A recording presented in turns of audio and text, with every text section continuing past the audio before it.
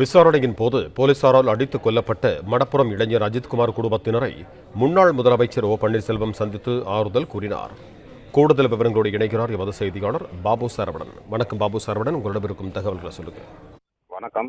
சிவகங்கை மாவட்டம் திருப்புவனம் அருகே உள்ள மடப்புறம் பத்ரகாளி அம்மன் கோயிலில் கடந்த மாதம் 27ஆம் தேதி பணியில் இருந்த காவலாளி அஜித்குமார் என்பவர் மதுரை திருமங்கலத்தைச் சேர்ந்த நிகிதா என்ற பெண் 10 சவரன் தங்க நகைகள் காணவில்லை என்று புகார் அளித்ததை தொடர்ந்து அவரை தனிப்படை காவல்துறையினர் அழைத்து சென்று தாக்கியதில் அஜித்குமார் உயிரிழந்தார். இச்சம்பவத்தை தொடர்ந்து அஜித்குமாரின் குடும்பத்தினர் பல்வேறு அரசியல் கட்சி தலைவர்கள் சந்தித்து நேரில் சந்தித்து ஆறுதல் கூறி வரும் நிலையில் இன்று முன்னாள் முதலமைச்சர் ஓ பன்னீர்செல்வம் அவர்கள் அஜித்குமாரின் தாயார் மாலதி மற்றும் அவரது சகோதரர் நவீன்குமார் ஆகியோரை சந்தித்து ஆறுதல் கூறி அவர்களுக்கு அவரது நிதியிலிருந்து 2 லட்சம் ரூபாய் நிதி வழங்கியுள்ளார். நன்றி பாபு சரவணன், உங்கள் தகவல்களுக்கு. பிளே ஸ்டோர் மற்றும் ஆப் ஸ்டோரில் இருந்து பாலிமர் செயலியை QR கோடு மூலம் பதிவிறக்கம் செய்யுங்கள். செய்திகளை உடனுக்குடன் பெறுங்கள்.